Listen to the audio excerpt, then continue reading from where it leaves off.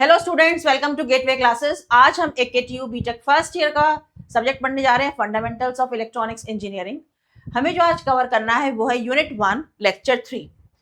Correct. हमें जो topic आज पढ़ने हैं वो है diode current equation, diode as a switch, ideal diode versus real diode, और हम इंपॉर्टेंट क्वेश्चंस भी कवर करेंगे। तो बढ़ते हैं आज के लेक्चर की तरफ। अब इसमें ये जो आपके यूनिट 1 के 6 लेक्चर्स हैं स्टूडेंट्स, वो आपके code A and code B दोनों के लिए कॉमन है। ठीक है, तो यूनिट 1 के शुरू के 6 लेक्चर्स का जो सिलेबस है, code A and code B दोनों का सेम है। आगे जो आगे चेंज होंगे वो हम बाद में देख लेंगे। ठीक है,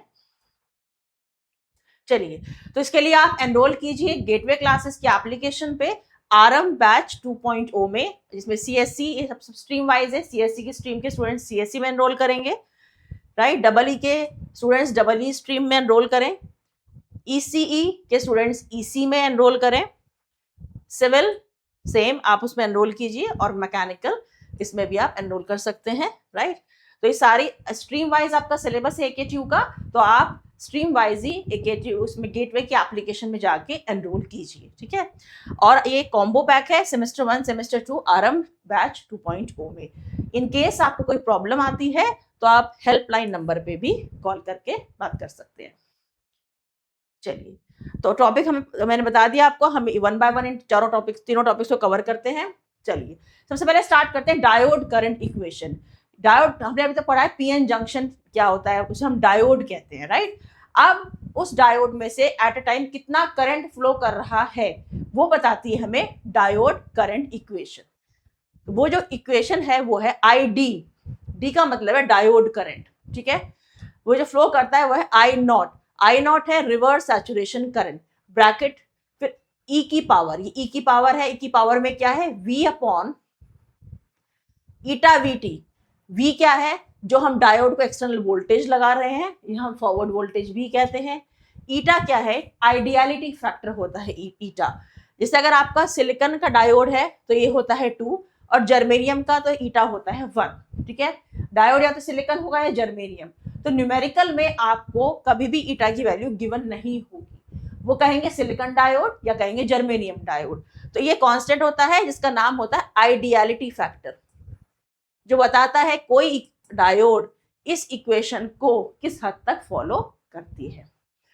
उसके बाद है VT होती है थर्मल वोल्टेज, जिसका फॉर्मूला है KT अपॉन Q। K क्या है, बोल्ट्जमैन कांस्टेंट, जिसकी वैल्यू होती है 1.38 इंटू 10⁻⁻23 जूल्स पर केल्विन। अच्छा, जो T है वो है टेम्परेचर, लेकिन केल्विन में लेना है। ठीक है, ये डिग्री सेंटीग्रेड में गिवन होता है न्यूमेरिकल्स में, या रूम टेम्परेचर गिवन होता है, जिसको हम 27 डिग्री लेते हैं। क्यों लेते हैं 27 ही क्यों लेते हैं, उसका रीजन है, बताऊंगी अभी। तो उसको हम टेम्परेचर को केल्विन में लेंगे, ये बहुत इंपॉर्टेंट लाइन है। ओके, अब Q क्या है, चार्ज, इलेक्ट्रॉन पे चार्ज कितना है ना, इलेक्ट्रॉन चार्ज है 1.36 10⁻⁻19 कूलम, राइट। तो ये हो गया आपकी तीनों वैल्यू। अब इसमें K आपको पता है, Q आपको पता है। जब आप इन दोनों की वैल्यू को सब्स्टिट्यूट करते हो तो आता है T अपॉन 11,600, T अपॉन 11,600। ठीक है, जब आप K और Q की वैल्यू यहाँ पुट करते हो तो VT का नया फॉर्मूला क्या आ गया, T अपॉन 11,600। अब बात करते हैं रूम टेम्परेचर की। रूम टेम्परेचर क्या, रूम टेम्परेचर को हमने कहा, हमने 27 लिया। क्यों लिया, क्योंकि टेम्परेचर केल्विन में है, और डिग्री सेल्सियस को जब हम केल्विन में चेंज करते हैं तो हम क्या करते हैं, 273 उसमें जोड़ देते हैं। ठीक है, 273 जोड़ देंगे, तो 273 हमें जोड़ना है, तो उसको राउंड फिगर में करने के लिए कितना उसमें ऐड करें, तो हम इसको 27 लेते हैं, ना कि 25, है ना। हम ना इसे 25 लेते हैं ना इसको 28 लेते हैं, हम इसको 27 ही क्यों लेते हैं, क्योंकि 27 प्लस 273, 27 प्लस 273 आपको क्या देगा, 300 केल्विन। राउंड फिगर में वैल्यू आ जाती है, इसलिए हम इसमें रूम टेम्परेचर को 27 डिग्री सेल्सियस लेते हैं। केल्विन में बदलने के लिए 273 ऐड किया जाता है, दिस यू नो, तो ये आएगा 300 केल्विन। अब VT में हमने T को रख दिया कितना, 300, क्योंकि टेम्परेचर हमेशा केल्विन में रखा जाता है, 300 केल्विन अपॉन 11,600। हमने इसको कैलकुलेट किया तो it comes out to be 26 milli volt, right. 26 into 10⁻³ volt. इसका मतलब in short VT at room temperature, VT at room temperature is what, 26 milli volt. तो न्यूमेरिकल में अगर टेम्परेचर गिवन है तो उस टेम्परेचर को रखेंगे T/11600, प्रोवाइडेड वो टेम्परेचर होना चाहिए केल्विन में। और अगर रूम टेम्परेचर गिवन है तो VT को डायरेक्ट रख देंगे 26 मिलीवोल्ट। ठीक है, तो दो चीजें हैं, अगर टेम्परेचर गिवन है रूम टेम्परेचर तो VT को ले लेंगे 26 मिलीवोल्ट, अगर टेम्परेचर कुछ और गिवन है तो VT कैलकुलेट किया जाएगा और VT की वैल्यू होगी वो temperature in kelvin upon 11,600। Right, ये बार बार आपको क्यों नहीं रखना। तो दो चीजें हैं, तो VT की यहाँ दो केस हमने बना दिए। पहला केस, जो भी टेम्परेचर गिवन है उसमें हम T/11,600 कर देंगे, प्रोवाइडेड ये टेम्परेचर केल्विन में होना चाहिए। और अगर यहाँ पे रूम टेम्परेचर गिवन है, रूम टेम्परेचर, तो VT को हम डायरेक्ट लिख लेंगे, ये VT था यहाँ पे, VT को हम डायरेक्ट लिख लेंगे 26 मिलीवोल्ट, ये ध्यान रखेंगे। ओके, यहाँ जाते हैं, V बता दिया, ईटा बता दिया मैंने, VT बता दिया। आप पहले इसको कैलकुलेट करेंगे जो हमने सर्कल किया है, करेक्ट। फिर E की पावर कैसे करते हैं बताऊंगी अभी, -1 कर लीजिए। ठीक है, अब अगर यहाँ पे E की पावर सपोज इसको कैलकुलेट करके कोई नंबर आ गया X, तो उसको हम कैसे कैलकुलेट करेंगे, कैलकुलेटर में हम शिफ्ट ln x प्रेस करेंगे। ठीक है, जैसे हमारे पास कैलकुलेटर है, हमने क्या किया, लेफ्ट हैंड साइड पे हमने शिफ्ट प्रेस किया, ठीक है, फिर हमने राइट हैंड साइड पे ln प्रेस किया, राइट। अब ये जो x है, सपोज यहाँ पे 2 है, तो हमने यहाँ पे 2 प्रेस कर दिया, इक्वल टू करा, तो 7.38 आंसर आ गया, राइट। सपोज यहाँ पे E की पावर 2 है, तो हमने कैलकुलेटर में किया शिफ्ट, फिर हमने ln किया, फिर हमने 2 लिखा, तो ये वैल्यू आ गई 7.38। ऐसे निकालते हैं E की पावर।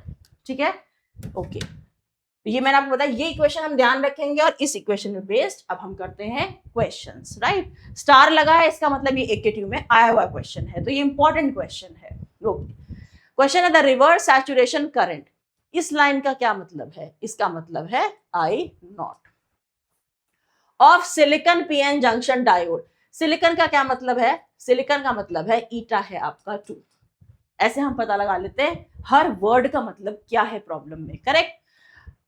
इस कितना 10 माइक्रो एम्पियर की, क्या है ये, I0 की वैल्यू है 10 micro ampere, correct. At 300 kelvin, temperature आपको गिवन है T, तो 300 केल्विन गिवन है, तो ये इसका क्या मतलब है, इसका मतलब है स्टूडेंट्स आप निकालो यहां से क्या, VT, राइट। अब 300 केल्विन है क्या, अभी देखो 300 केल्विन क्या था, ये रहा 300 केल्विन है क्या, 300 केल्विन है रूम टेम्परेचर, राइट। ये दे दिया इन्होंने इस बार आपको, इन्होंने आपको ये नहीं कहा रूम टेम्परेचर नहीं कहा, इन्होंने वर्ड रूम टेम्परेचर नहीं बोला, इन्होंने क्या बोला 300 केल्विन। 300 केल्विन पे VT कितना आया था, 26 मिलीवोल्ट। इसका मतलब हमारा डायरेक्ट हमें पता चल गया VT कितना है, 26 मिलीवोल्ट। समझ गए क्वेश्चन कैसे है। Determine the forward bias voltage, आपको V निकालना है, to be applied to obtain the diode current of इतना, ये क्या है 100 मिली एम्पियर, है ना, ये करंट है डायोड का ID। ये हमारी इक्वेशन थी स्टूडेंट्स। ID आपको गिवन है, जिस पर मैं टिक लगा रही हूँ गिवन है, 100 into 10 to the power -3, correct. I0 भी गिवन है, I0 है 10 माइक्रो, 10 इंटू 10 की पावर -6, क्योंकि माइक्रो में है, E ऐसे ही रहने देंगे। V आपको निकालना है, ये निकालना है, करेक्ट। अब ईटा क्या है, क्योंकि सिलिकॉन है तो 2, VT कितना है 26 मिलीवोल्ट, 26 मिलीवोल्ट को लिखेंगे 26 इंटू 10 टू दी पावर -3, ध्यान रखें -1। तो यहाँ पे आ गया, ये हमने सॉल्व किया इसको सारा, तो ये आ गया 10 micro ampere, 10 into 10 to power -6 होगा 10 की पावर -5, ये हो गया 100 milli ampere, right. 100 into 10 to the power -3, क्योंकि मिली में है, ये माइक्रो में था, आ गया 10 की पावर -1। सब्स्टिट्यूट करते हैं, 10 की पावर -1 इधर ID, 10 की पावर -5 इधर, E की पावर V हमें निकालना है। ईटा को हमने देखो यहाँ पे 2 रखा है, राइट। VT को 26 मिली, 10 की पावर -3 -1, राइट। इस 10 की पावर 5 को इधर ले गए, -5 को इधर ले गए, 10 की पावर कितना हो गया, ये हो गया 10 की पावर 4। फिर इस -1 को इधर ले गए, 10 की पावर 4 का मतलब क्या है, ठीक है 10,000। उसके बाद ये -1 इधर हो गया +1, ये आ गया इतना, E की power this is equal to, यहाँ तक हम पहुंच गए।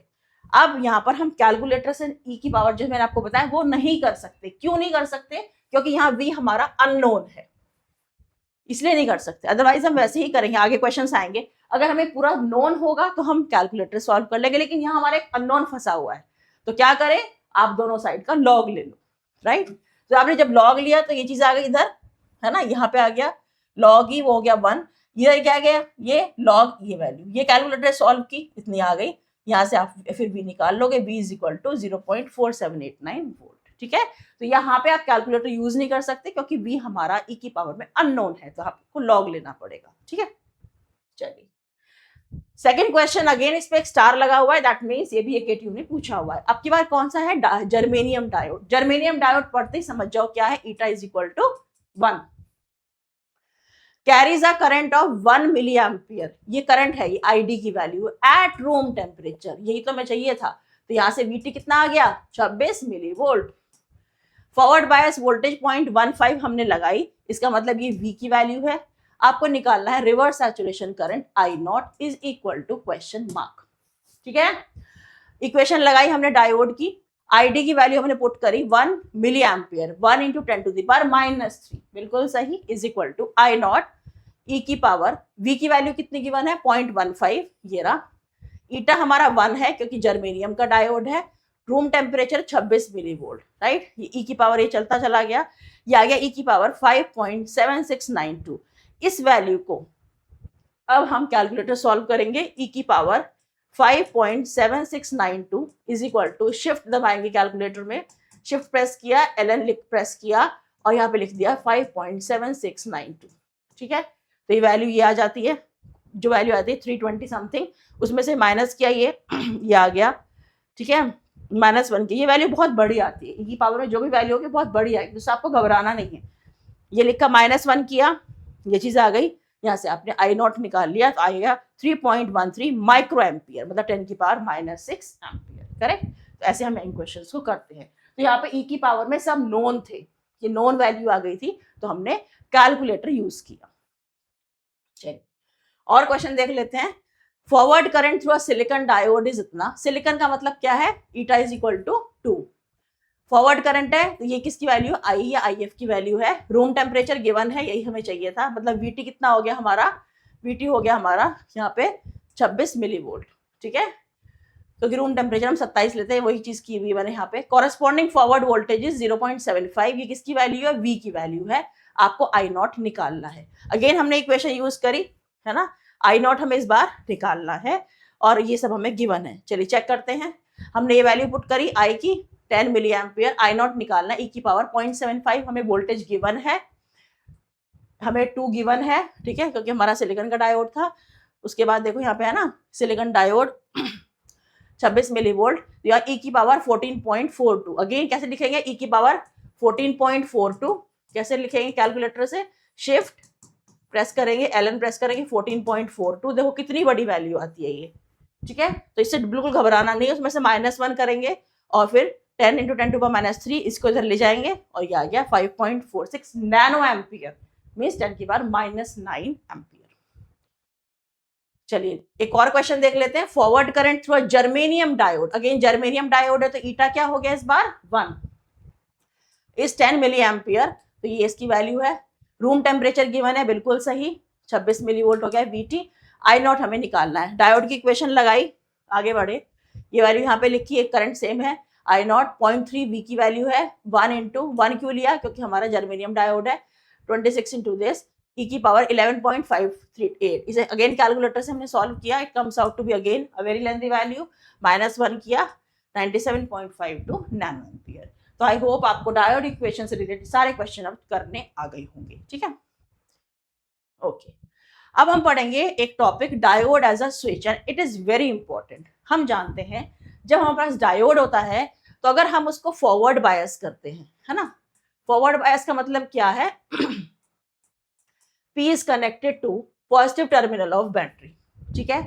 उस समय पे डायोड में से बहुत करंट फ्लो करता है, डायोड कंडक्ट करता है इजीली, उसकी डिप्लीशन लेयर क्या हो जाती है, कम, डिप्लीशन लेयर फॉरवर्ड बायसिंग में कम हो जाती है और आपको बहुत ज्यादा करंट मिलता है, ठीक है।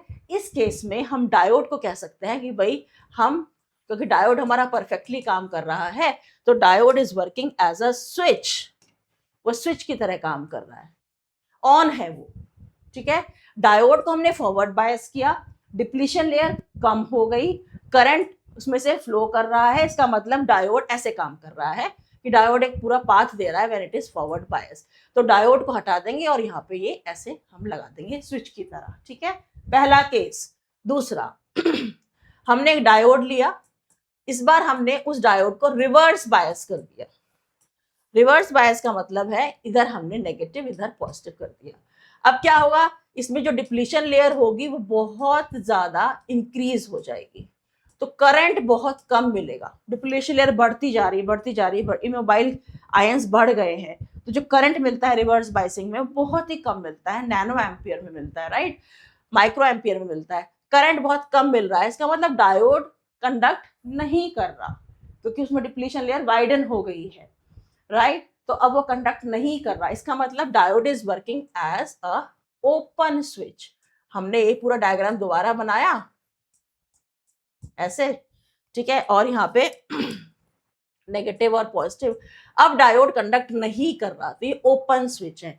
फॉरवर्ड बायसिंग में डायोड क्लोज स्विच है, तो यही हमें बताना है। टॉपिक क्या है, diode as a switch. Forward biasing में डायोड कंडक्ट कर रहा है, डिप्लीशन लेयर कम हो रही है, उसमें से मैक्सिमम करंट फ्लो कर रहा है, इसका मतलब वो क्लोज्ड स्विच की तरह काम कर रहा है, जिसको हम ऐसे बनाते हैं। ऑन द अदर हैंड, इसी डायोड को जब हम रिवर्स बायस करते हैं, मतलब पी को कनेक्ट करते हैं to negative terminal of battery, तो ये आप डिप्लीशन लेयर इसमें बहुत ज्यादा वाइडन हो जाती है, करंट बहुत कम मिलता है ना, और ये करंट कम मिलता है तो इसका मतलब डायोड कैसे काम कर रहा है, ओपन स्विच, वो कंडक्ट ही नहीं कर रहा है। तो फॉरवर्ड बायसिंग में डायोड कंडक्ट करता है, रिवर्स बायसिंग में डायोड कंडक्ट नहीं करता, बहुत कम करता है due to minority carriers. Okay, तो हम कहते हैं डायोड एज अ स्विच। ये इसका सर्किट डायग्राम है। एक हमने एक सर्किट पढ़ा, यहाँ पे हमने एक बैटरी लगा दी, ये डायोड बना दिया, ये एनोड कैथोड, एक रेजिस्टेंस भी लगा दिया, एलईडी लगाई है इसलिए कि एलईडी फूके ना हमारी, ठीक है। अब यहाँ पे एक एलईडी है, that is light emitting diode, ठीक है, ये भी एक डायोड है।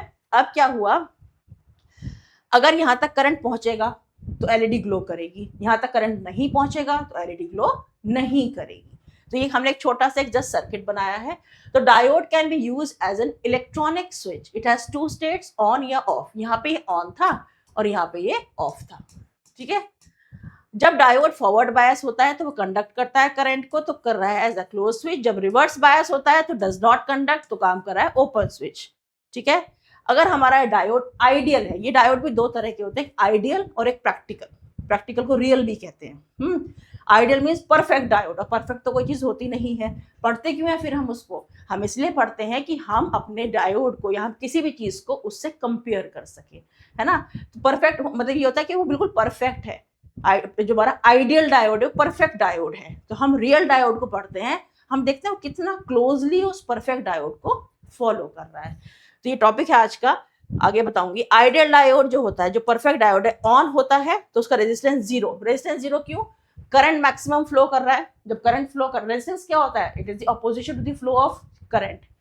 तो जितना ये करंट इसमें से फ्लो कर रहा है, इसका मतलब इसका करंट बहुत ज्यादा है, रेजिस्टेंस बहुत कम है। ऑन स्टेट में जीरो रेजिस्टेंस। अब यहाँ पर करंट कम है, इसका मतलब रेजिस्टेंस बहुत ज्यादा है। कितना ज्यादा है, इनफाइनाइट है। कब, जब डायोड हमारा आइडियल है, ठीक है। तो आइडियल डायोड ऑन स्टेट में जीरो रेजिस्टेंस और ऑफ स्टेट में इनफाइनाइट रेजिस्टेंस। अब इस सर्किट की हम थोड़ी वर्किंग समझते हैं। पहला हमने कहा ये डायोड हमारा फॉरवर्ड बायस है। हमने क्या किया, यहाँ बैटरी पॉजिटिव और यहाँ बैटरी नेगेटिव ये लगाई, राइट। उसके बाद ये हमने डायोड लगा दिया, ये करंट लिमिटिंग रेजिस्टेंस लगाते हैं एलईडी के साथ। इसको भी हम आगे बताएंगे, ये भी एक टॉपिक है केटी ने दिया हुआ है इस बार, कि रेजिस्टेंस क्यों लगाते हैं एलईडी के साथ, ठीक है। तो ये करंट लिमिटिंग है कि ज्यादा करंट इसमें फ्लो ना करे, एलईडी हमारी फूके ना। तो हमने यहाँ पे ये लगा दिया, राइट। अब जैसे हमने यहाँ पॉजिटिव लगाया, डायोड क्या हो गया, फॉरवर्ड बायस। फॉरवर्ड बायस होते कैसे बना दे इसको, क्लोज्ड स्विच की तरह बना दे। तो इसको क्या बोलते हैं सर्किट को, इस सर्किट को बोलते हैं इसका इक्विवेलेंट सर्किट। ये इसका इक्विवेलेंट सर्किट है। मतलब आप इक्विवेलेंट सर्किट कब बनता है, जब किसी कंपोनेंट को आप रिप्लेस कर देते हो किसी और से। तो आपने डायोड को रिप्लेस कर दिया एज अ क्लोज स्विच से, ठीक है। अब क्या हुआ, करंट यहाँ से चला, ऐसे चला, ठीक है, यहाँ से फ्लो करा, तो एलईडी में से करंट फ्लो कर गया, क्लोज पाथ मिल गया, पूरा पाथ मिल गया करंट। करंट कहाँ फ्लो करता है, जब उसको क्लोज पाथ मिलता है। तो यहाँ पे करंट फ्लो कर गया, LED will glow, LED glow करेगी। ठीक है, बिल्कुल क्लियर है। इधर आ जाते हैं। अब हमने क्या करा, डायोड को कर दिया रिवर्स बायस, है ना। देखो फॉरवर्ड बायस क्या होता है, जब पी को कनेक्ट करते हैं to positive terminal of battery. Second case में हमने इसको पी को कनेक्ट कर दिया to negative terminal of battery. अब क्या होगा, डायोड हो गया हमारा रिवर्स बायस, यहां हुआ था फॉरवर्ड बायस, डायोड हो गया रिवर्स बायस। रिवर्स बायस होते ही वो कम कंडक्ट करेगा क्योंकि डिप्लीशन लेयर बढ़ गई। तो ये कैसे काम करेगा, एज ओपन स्विच। तो डायोड हटाया और इसका पूरा इक्विवेलेंट सर्किट हमने यहाँ पे बना दिया। ये काम कर रहा है एज ओपन स्विच। ठीक है, अब क्या हुआ, करंट यहां से चला। ठीक है, करंट यहां से चला, क्या करंट को पूरा पाथ मिला, करंट हमेशा पॉजिटिव से चलता है, क्या करंट को पूरा पाथ मिला, नो। तो इसमें से करंट फ्लो नहीं करा। हाँ देखो यहाँ ब्रेक है, it is a break in this circuit here because of the diode, because it is reverse bias due to this P is connected to negative terminal of battery. अब LED won't glow, LED जलेगी नहीं, LED won't glow। तो diode कैसे काम कर रहा है, diode काम कर रहा है as a switch, on state और ऑफ स्टेट। क्लियर है, जो मैंने बोला हाँ लिखा हुआ है। ठीक है, diode will conduct, current flows through the circuit, LED will glow. यहाँ पे diode does not conduct, no current flow, LED does not glow. ठीक है, okay. In practical circuit, the diode has a small forward voltage drop, so it is not a perfect switch, but it works well for switching applications. Okay.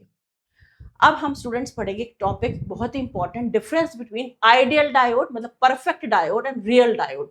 Real diode को हम practical diode भी कहते हैं। ठीक है, okay. ये table बहुत important है, इसके पॉइंट्स बहुत ज्यादा इंपॉर्टेंट है। तो आइडियल क्या होता है, आइडियल होता है कि जब फॉरवर्ड बायस किया तो परफेक्ट कंडक्शन किया, मैक्सिमम करंट मिला, ये होता है आइडियल। रिवर्स बायस किया तो बिल्कुल कंडक्शन नहीं करा, ठीक है, और कोई करंट हमें उसने नहीं दिया, ये होता है आइडियल। लेकिन प्रैक्टिकली ऐसा नहीं होता।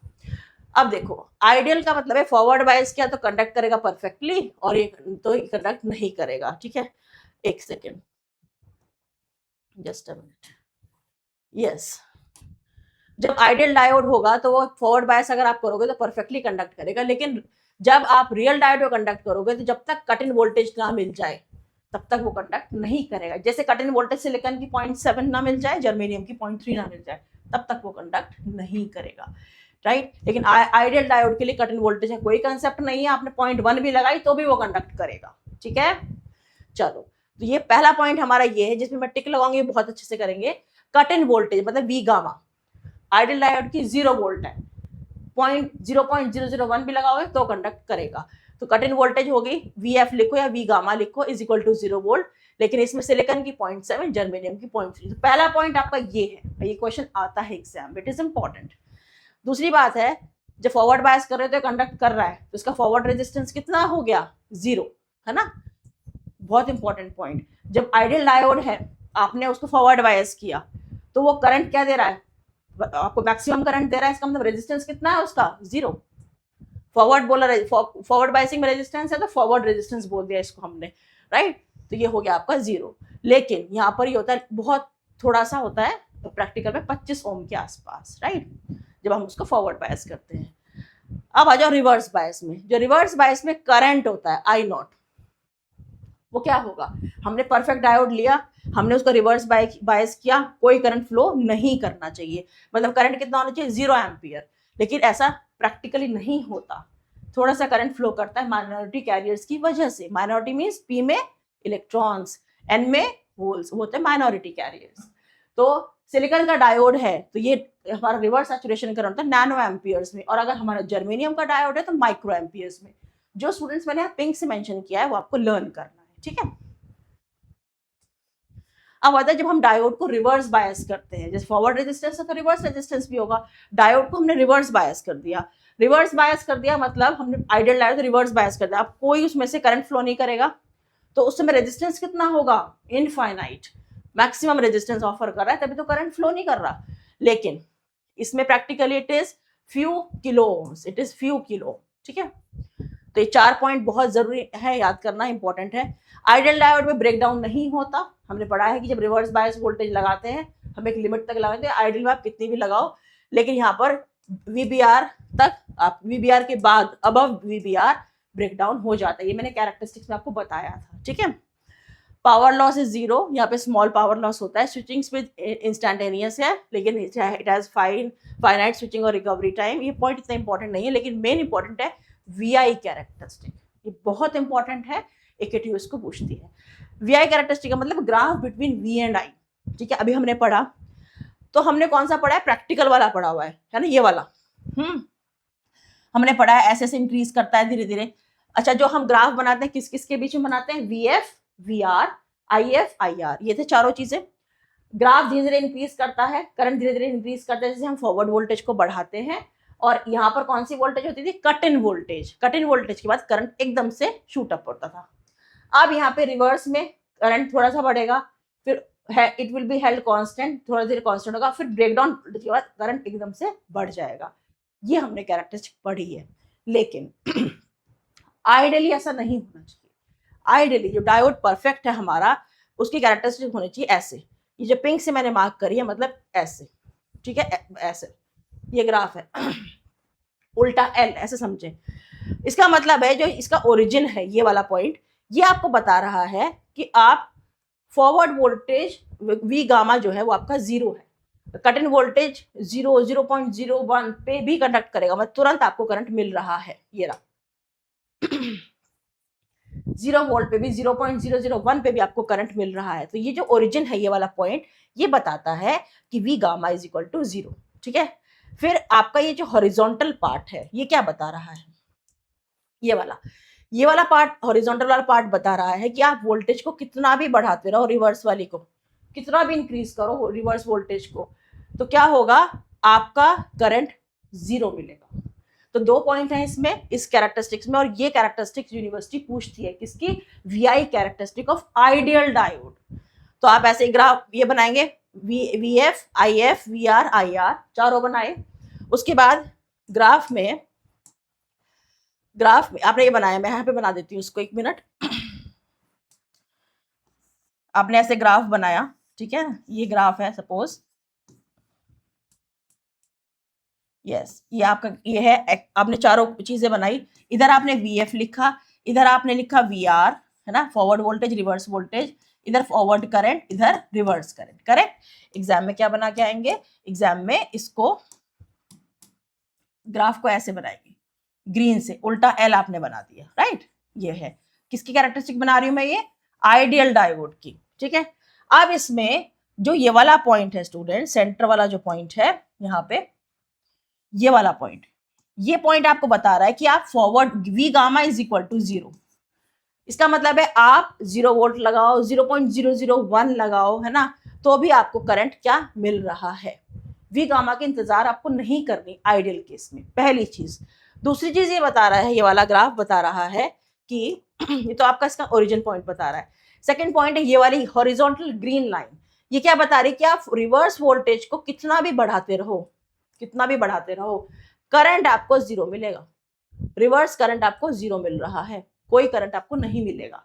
तो यही हम चाहते हैं। परफेक्ट डायोड क्या होता है कि जैसे थोड़ी सी भी वोल्टेज लगाई तुरंत कंडक्ट करा, फॉरवर्ड वोल्टेज लगाई तुरंत कंडक्ट करा, रिवर्स वोल्टेज लगाई बिल्कुल कंडक्ट नहीं करा। तो ये इसकी कैरेक्टरिस्टिक्स है, ये इसका जस्टिफिकेशन है कि ग्राफ ऐसे बनता है, ठीक है। थोड़ा सा माइन्यूट बनाया क्योंकि टेबल बहुत लेंदी थी, तो बस मैंने इसको आपको यहाँ पे समझा दिया है, ठीक है। तो ये इंपॉर्टेंट ग्राफ है स्टूडेंट्स, इसको जरूर याद करना। आइडियल डायोड, और ये प्रैक्टिकल डायोड का है, रियल डायोड का है। ओके, अब बात करते हैं इक्विवेलेंट सर्किट की। तो ये पॉइंट भी इंपॉर्टेंट, पॉइंट कौन कौन से इंपॉर्टेंट, ये वाला, ये ठीक है, टिक लगा दिए मैंने। इक्विवेलेंट सर्किट की बात करते हैं, मतलब आप इक्विवेलेंट सर्किट मतलब उस कंपोनेंट को हटाओ तो क्या लगाओ। अगर आपका आइडियल डायोड है तो आपने अभी देखा, फॉरवर्ड बायसिंग में हमने क्लोज स्विच लगा दिया और रिवर्स बायसिंग में हमने ओपन स्विच लगा दिया, ठीक है। ये इसका इक्विवेलेंट सर्किट है आइडियल डायोड का। प्रैक्टिकल डायोड में हम क्या करेंगे, प्रैक्टिकल डायोड में फॉरवर्ड बायसिंग करेंगे के लिए हम एक बैटरी लगाएंगे और उस बैटरी के ऊपर लिखेंगे V gamma, cut in voltage. मतलब अगर डायोड सिलिकॉन का है, डायोड अगर ये वाली जो चीज है हम स्टूडेंट्स यहाँ शो करेंगे ऐसे, ठीक है। ये रहा, तो हम ये दिखाएंगे कि फॉरवर्ड अगर हमारा डायोड प्रैक्टिकल है तो डायोड हटा के आप लगाओगे ये दो चीजें। अगर डायोड रियल है तो आप लगाओ केवल क्लोज स्विच, ठीक है। तो अगर प्रैक्टिकल डायोड है तो आप ये दिखा रहे हो वी गामा, मतलब आप इतनी बैटरी तो लगाओगे ही। अगर सिलिकॉन का डायोड है तो 0.7 और जर्मेनियम का डायोड है तो 0.3। ठीक है, ये तो आप लगाओगे ही लगाओगे। ठीक है, उसके बाद साथ में फॉरवर्ड का रेजिस्टेंस कितना है, फॉरवर्ड का रेजिस्टेंस है 25 ओम, ये रहा। तो कहने का मतलब है इसके इक्विवेलेंट सर्किट में आप ये वाली चीज फॉरवर्ड वोल्टेज ड्रॉप और फॉरवर्ड रेजिस्टेंस को शो करोगे, क्योंकि फॉरवर्ड बायसिंग वाला इक्विवेलेंट सर्किट है। तो ये इसका मतलब है कि वी गामा, अगर आपका डायोड सिलिकॉन का 0.7 लिखोगे यहाँ पे और जर्मेनियम 0.3 ऐसे लिखेंगे हम। अगर हमारा डायोड लगा हुआ है रियल है ना प्रैक्टिकल, उस डायोड को हटाएंगे और ये लगा देंगे सर्किट के अंदर। और यहाँ पे सिलिकॉन है तो 0.3 और जर्मेनियम 0.7 और 25 ओम को भी ऐसे ही लिखे रहने देंगे। करेक्ट। अब आ जाओ रिवर्स बायसिंग में। रिवर्स, अगर डायोड हमारा प्रैक्टिकल है और वो रिवर्स बायस्ड है तो उस केस में हम शो करेंगे उसका रिवर्स रेजिस्टेंस जो है हमारा फ्यू किलो ओम। ये तो हमने बड़ा सा रेजिस्टेंस लगाया और यहाँ पे लिख दिया किलो ओम। तो ये होता है रिवर्स बायसिंग में प्रैक्टिकल डायोड का इक्विवेलेंट सर्किट। तो क्वेश्चन में जैसे फिगर वाले क्वेश्चन आते हैं, सर्किट आते हैं, सपोज उसमें कोई क्वेश्चन गिवन है और डायोड आइडियल है तो आप उसको स्विच मानो, है ना, क्लोज स्विच ओपन स्विच, सही है। फॉरवर्ड बायसिंग में क्लोज स्विच और रिवर्स बायसिंग में ओपन स्विच। लेकिन अगर हमारा रियल है प्रैक्टिकल डायोड है तो फॉरवर्ड बायसिंग में cut in voltage followed by a few 25 ओम का 25 ओम का रेजिस्टेंस, और रिवर्स बायसिंग में डायोड हटाओ और क्या लगाओ यहाँ पर किलो ओम का रेजिस्टेंस, फ्यू किलो ओम का रेजिस्टेंस। ठीक है, तो ये आपको पता होना चाहिए। तो जो पॉइंट्स मैंने टिक करे, जैसे आपको कट इन वोल्टेज का इनके बीच का डिफरेंस पता होना चाहिए, forward resistance, cut in voltage को क्या कहते हैं, फॉरवर्ड वोल्टेज भी कहते हैं। तो फॉरवर्ड वाली वोल्टेज, फॉरवर्ड वाला रेजिस्टेंस, पॉइंट नंबर 1। रिवर्स वाला करंट, रिवर्स वाला रेजिस्टेंस। ठीक है, रिवर्स वाली वोल्टेज नहीं लेते क्योंकि वो ब्रेकडाउन वोल्टेज होती है, उसका यहाँ पे कोई ऐसा पैरामीटर नहीं है। फिर हम बनाते हैं ग्राफ। ग्राफ के बीच का डिफरेंस बहुत ज्यादा इंपॉर्टेंट है। जब ग्राफ बनाओगे तो आपको इक्विवेलेंट सर्किट भी याद आ जाएगा, कि ग्राफ बनाओगे तो पता चल जाएगा कि equivalent circuit close switch open switch भी बनाना है। तो स्टूडेंट्स ये 6 पैरामीटर्स हैं, बहुत अच्छे से इनको प्रिपेयर कर लेना। ठीक है, तो यहाँ पे मैंने लिखा है ये चीज, फॉरवर्ड बायस में on it acts as short circuit, reverse bias में off it acts as open circuit. तो जितना इसमें लिखा होता है मैं बता देती हूँ वर्बली। अब इसमें फॉरवर्ड बायसिंग में ऑन हो गया, यहाँ पे ऑफ हो गया, बिल्कुल सही। ठीक है, तो in short ideal diode is a theoretical approximation. Ideal diode जैसी चीज कोई एग्जिस्ट नहीं करती, बट हम उसको हम कहते हैं हमने थ्योरेटिकल अप्रोक्सीमेशन उसको एज्यूम किया हुआ है। पढ़ते इसलिए कि हमारा रियल डायोड या प्रैक्टिकल डायोड कितना क्लोजली फॉलो कर रहा है आइडियल डायोड को, पढ़ते हम इसलिए। ठीक है, while a real diode has forward voltage drop, leakage current मतलब reverse saturation current, resistance, power loss, breakdown limitation, correct? तो स्टूडेंट्स आप ऐसे ही पढ़ते रहिए, आप गेटवे की एप्लीकेशन पे जाइए, एनरोल कीजिए। स्ट्रीम वाइज सीएससी की स्ट्रीम के स्टूडेंट्स आरएम बैच 2.0 में एनरोल कीजिए फॉर सेमेस्टर 1 एंड 2। कोई प्रॉब्लम आती है हेल्पलाइन नंबर पे कॉल कीजिए, और इन दोनों सेमेस्टर्स में आपको कॉम्बो मिलेगा of all the subjects with all the video lectures, PDF notes, जो प्रिंटेबल पीडीएफ नोट्स हैं, ठीक है, और इंपॉर्टेंट क्वेश्चंस भी कवर होंगे। फिर सेम आरएम बैच में for double E stream electrical students के लिए, फिर इलेक्ट्रॉनिक्स के स्टूडेंट्स के लिए, ठीक है, आरएम बैच अगेन 2.0, ये स्ट्रीम वाइज हैं। तो आप जब बैच लेंगे, एनरोल करेंगे बैच में, गेटवे एप्लीकेशन पे जाके आप बैच में एनरोल करेंगे, तो आप अपनी स्ट्रीम वाइज एनरोल करना स्टूडेंट्स। ठीक है, for civil stream and then for mechanical stream as well, right. और ये आपको पता है इस बार सीएससी और ईसी और डबल ई, है ना, इनके स्टूडेंट्स जो इलेक्ट्रॉनिक्स का कोड पढ़ेंगे वो ए कोड पढ़ेंगे, ठीक है, और जो सिविल और मैकेनिकल के स्टूडेंट बी कोड पढ़ेंगे। आपके सिलेबस में काफ़ी वेरिएशन है, कुछ यूनिट में बहुत वेरिएशन है यहाँ पे। और जो आपका यूनिट 1 है स्टूडेंट्स, उसके जो 6 लेक्चर्स है स्टार्टिंग के, वो दोनों ही कोड्स में कॉमन है, ठीक है, तो वो दोनों ही स्टूडेंट्स पढ़ेंगे। फिर एप्लीकेशन पार्ट में जब हम जाते हैं यूनिट 1 में, उसमें थोड़ा सा चेंज है, पर आपको अपने स्ट्रीम के अकॉर्डिंग वो ए कोड मिलेगा for CSC, EC and electrical students, और बी कोड मिलेगा फॉर मैकेनिकल एंड सिविल। पूरा अच्छे से उसमें लेबल्ड होगा आपके गेटवे एप्लीकेशन के में जाके आप जब जाएंगे एनरोल करेंगे, तो स्ट्रीम वाइज आप उसको एनरोल कीजिए। ठीक है, तो आई होप आपको आज का लेक्चर बहुत अच्छे से समझ में आया होगा और अभी तक के 3 लेक्चर्स भी आपको बहुत अच्छे से समझ में आए होंगे, ठीक है। तो ऐसे ही आप मेहनत से पढ़ते रहिए। Stay tuned at gateway classes students. Thank you so much.